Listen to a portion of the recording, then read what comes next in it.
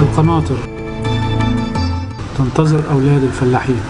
ربما السبب هو الشمس التي تحتفظ بعنفوانها حتى في أبرد أيام الشتاء، أو ربما هذا اللون الأخضر لعلها نسمة الهواء الرقيقة التي لا تعرف حرا ولا بردا.